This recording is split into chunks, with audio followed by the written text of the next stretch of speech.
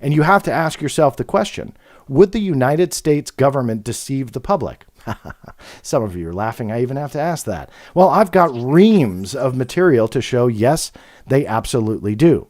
Most people want disclosure at this point because they think the United States military and the United States government is now finally taking UFOs and UAPs seriously, and they are on the precipice of coming clean, that they have lied for well over a half a century, and now they're going to actually start coming clean with you. Or are they continuing the game? That question, could an identified object be labeled unidentified simply for national security reasons? Sounds silly. Why would the government say, we don't know what this is, it's unidentified, all to really, in essence, make themselves look inept, look stupid, look dumb? Why would they do that? And so a lot of people have dismissed that theory because they think, hey, wait a minute, no, they would never do that. These are true UFOs. Now, let me preface the remaining part of this by saying I do believe the military and government sees truly unidentified flying objects. However, now that we're starting to see some stuff leak out and come forward, I'm starting to doubt that there's nothing else nefarious going on. Meaning, I believe that there may be a hidden agenda here by something or someone that wants to, in essence, play you. That it'll make you think certain things or not think certain things by design. Now, you don't need to be a crazy conspiracy crackpot theorist that you might say John's totally slipped his lid at this point and his cheese slid way off of his cracker. All you got to do is look at verifiable history and go back to Roswell. How many explanations did they give the public which are true, verifiable stories of deceit? It's not just one, it's quite a few. That they tried to deceive you to get you away from what was really going on. They painted a picture and told you one thing while behind the scenes something totally different was going on. Now, I believe that is my draw to Roswell that kind of got me interested early on. It wasn't the first thing.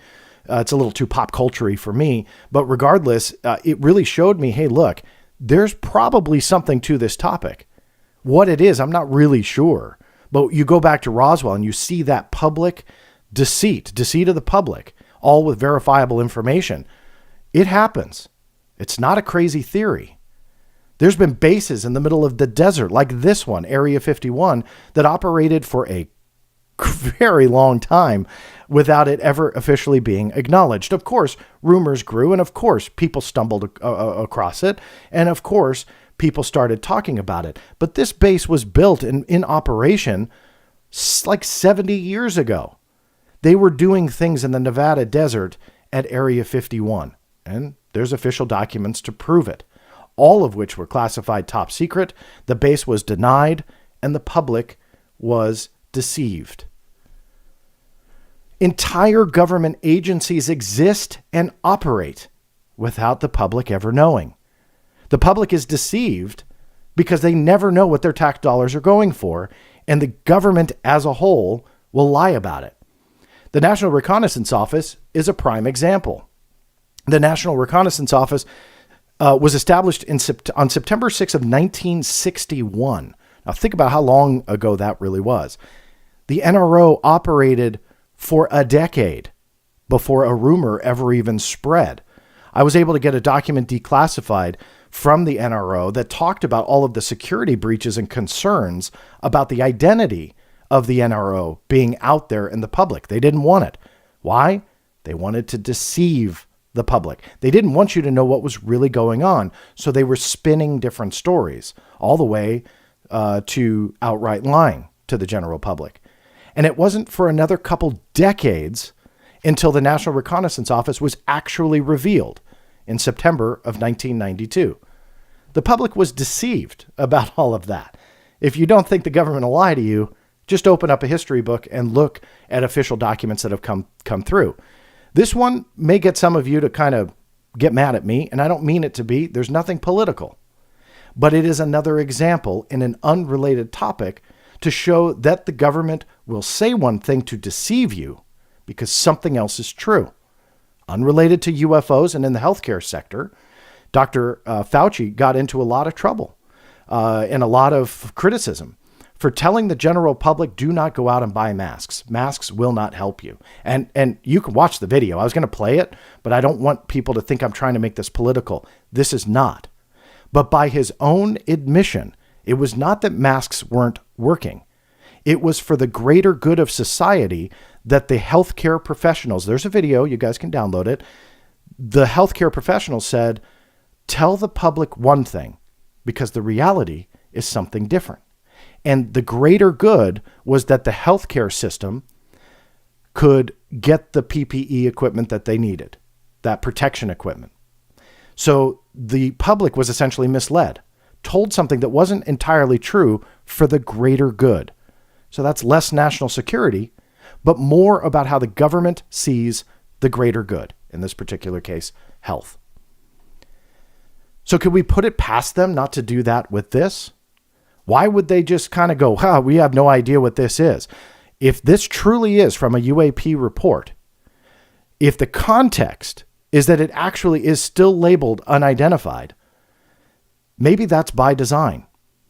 Maybe journalists, not only Tim, this isn't against him, but journalists that are publishing this stuff actually believe that the government doesn't know what some of it is.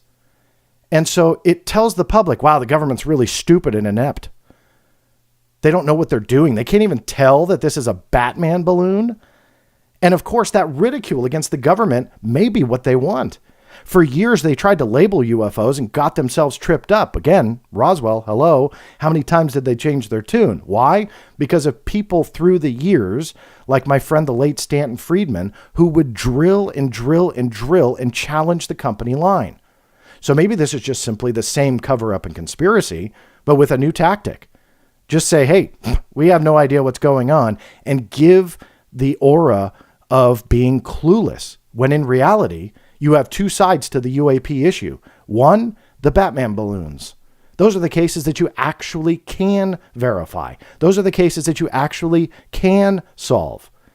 But make the public think you can't. Make them think that you're completely inept. You're the most highly trained intelligence officials ever, but you can't figure out a Batman balloon? I'm here to say they probably did. And when the skeptical responses to the FLIR 1 and the gimbal and the Go Fast video came out, and balloons were attributed to that also, a lot of people labeled those skeptics and debunkers as being big meanies. How dare they say that?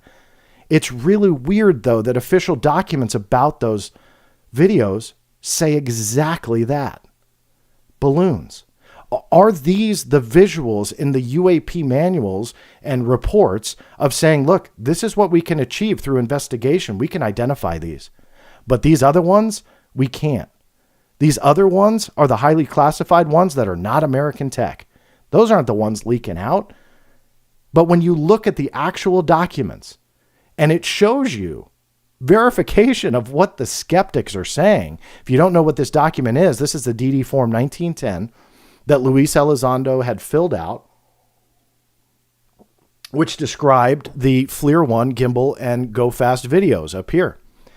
What were they? This was for a classification review, so they could use it to help identify, analyze, and ultimately defeat unmanned aviation system threats. Those are drones, if you're not familiar with the acronym.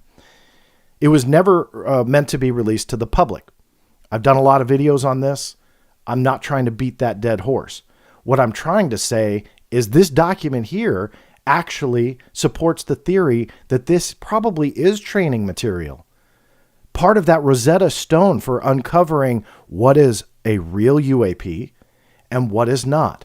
And if there's a little public deceit in the process, so be it. They've done it for 70 plus years. Why not continue the trend?